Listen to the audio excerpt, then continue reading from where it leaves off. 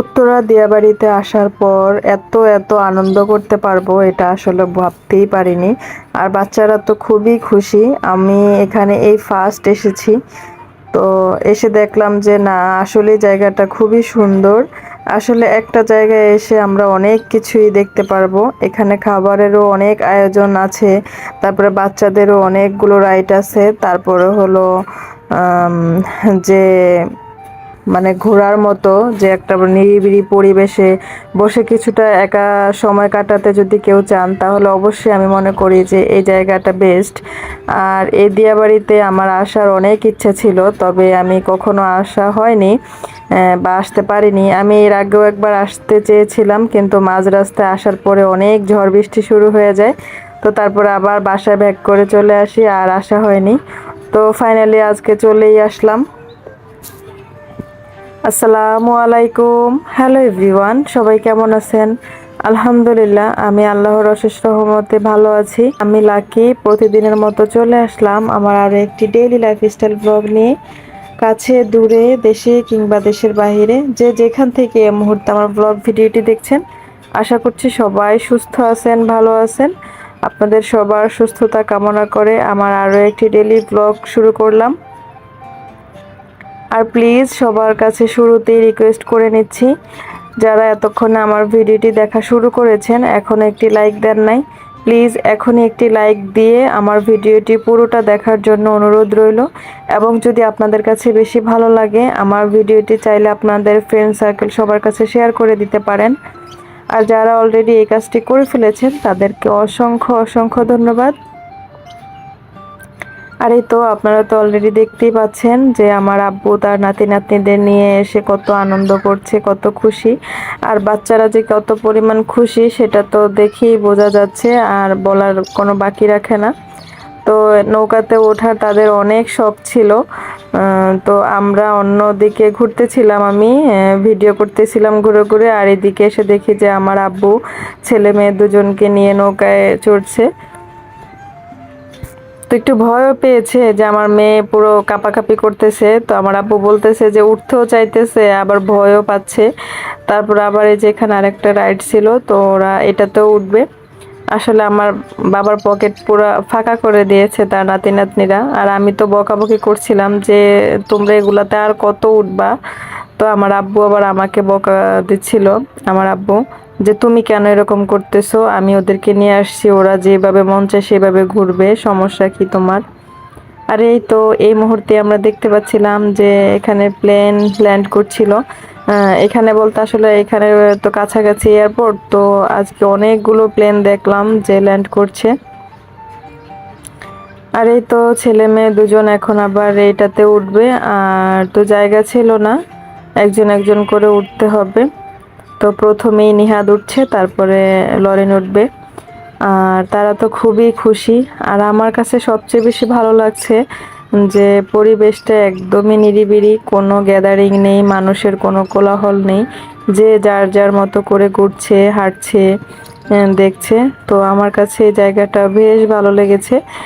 ইনশাল্লাহ আমি next time আবারও আসবো।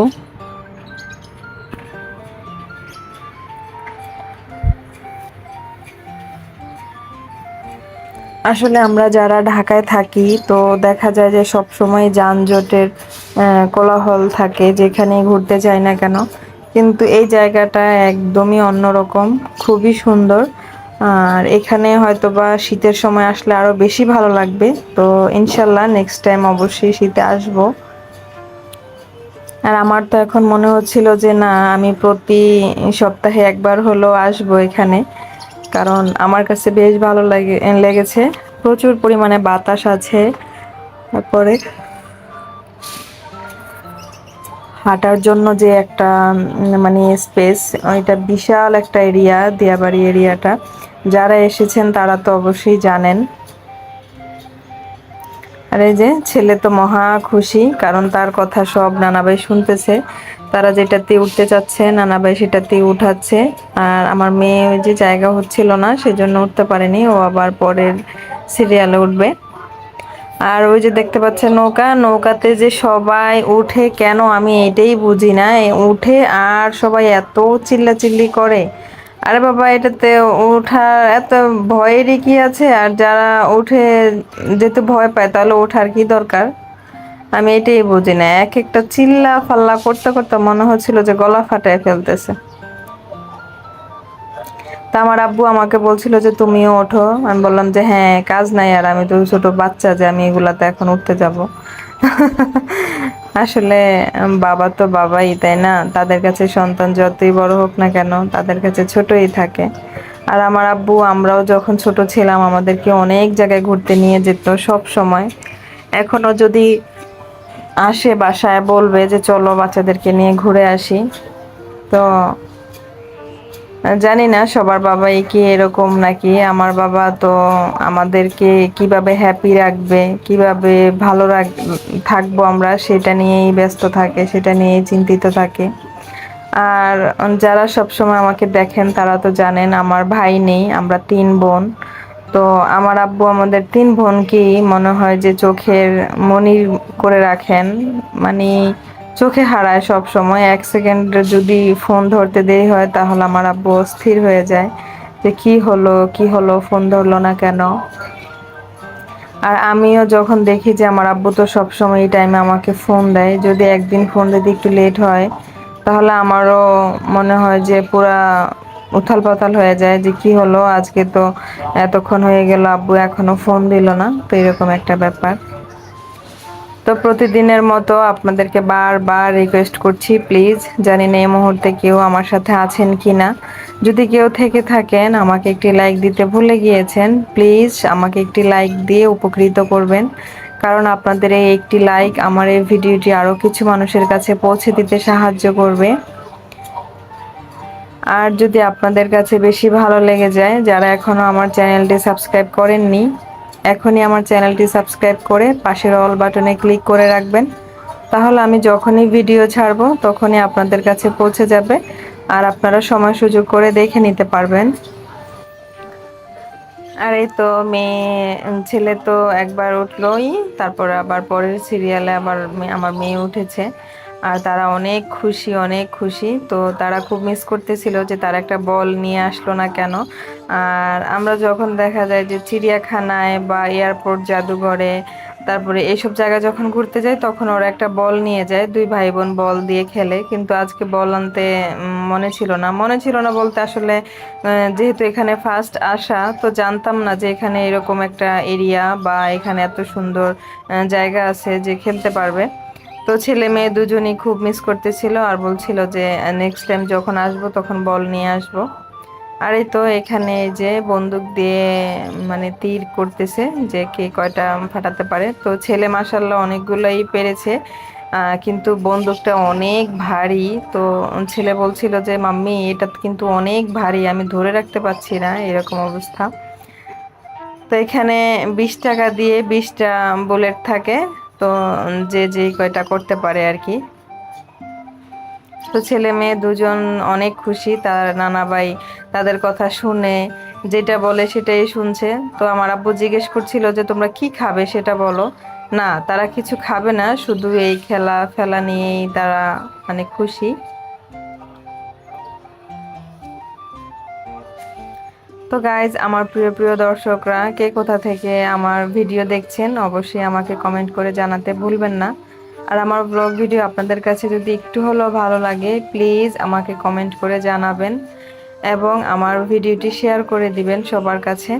আর প্লিজ আপনাদের সবার কাছে আমার রিকোয়েস্ট থাকলো, আমি যেহেতু অনেক দিন ভিডিও ছাড়িনি, আমার চ্যানেলটা একেবারেই ড্যাম হয়ে গিয়েছে। তো আপনাদের সবার কাছে রিকোয়েস্ট থাকলো আমার ফুল ভিডিওটি দেখে তারপরে কমেন্ট করবেন, এবং একটি লাইক দিতে কিন্তু ভুলবেন না। কারণ আপনাদের এই একটি লাইক আমাকে অনেক অনেক উপকৃত করবে, আমাকে এগিয়ে নিয়ে যেতে সাহায্য করবে। আর বাকি থাকলো আপনাদের একটা কমেন্ট। আপনাদের একটা কমেন্ট যখন আমি পড়ি তখন আমার অনেক উৎসাহ জাগে, অনেক ভালো লাগে। হাজার অসুস্থ, হাজার মন খারাপ, হাজার ব্যস্ততা থাকলেও যখন আপনাদের কমেন্টগুলো দেখি তখন কিন্তু আমার মনে অনেক সাহস জাগে যে না, আমাকে পারতেই হবে, আমি পারবো, না ভিডিও ছাড়তে হবে, এরকম একটা ব্যাপার থাকে। তো প্লিজ আপনাদের সবার কাছে রিকোয়েস্ট থাকলো, সবাই আমাকে একটি লাইক দিয়ে একটা শেয়ার করে দিতে পারেন, চাইলে আপনাদের ফ্রেন্ডদের সবার কাছে আমার ভিডিওটি শেয়ার করে তাদেরকেও দেখার সুযোগ করে দিবেন। তারপরে সুন্দর করে একটি কমেন্ট করবেন। আর অনেকেই আছেন যারা নতুন নতুন বন্ধু হচ্ছেন, তারা কমেন্টে এসে বলছেন প্লিজ কমেন্টে বলবেন না, ভিডিওতে এসে যদি আপনি আমাকে এভাবে কমেন্ট করেন তাহলে সেটা স্প্যাম কমেন্ট হয়। আপনারা চাইলে আমার কমিউনিটিতে এসে ওইখানে কমেন্ট করে জানাবেন, আমি 24 ঘন্টা পর আপনাদের কাছে পৌঁছে যাব এবং আপনাদেরকেও সাপোর্ট করব ইনশাল্লাহ। আর এই তো তাদের অনেক ঘোরাঘুরি হয়েছে, তো আমার আব্বু বলতেছিল যে চলো এখন আমরা একটু কোথাও বসি, খাবার দাবার খাই। কিন্তু না, আমার বোনের ছেলে যে আবার সে হপ করে আছে, সে আরো রাইডে উঠবে, মানে সে আরো কিছুক্ষণ খেলবে, এখনই এখান থেকে বের হবে না। তো যে কয়টা রাইড ছিল এখানে সে সবগুলাতেই উঠেছে, কিন্তু তারপরও তার শখ মেটেনি। মানে এই তো বাচ্চা কাচ্চারা তো এরকমই হয়। তো আজকের মতো আমার ব্লগটি এখানেই শেষ করছি। আল্লাহ হাফেজ, আসসালামু আলাইকুম।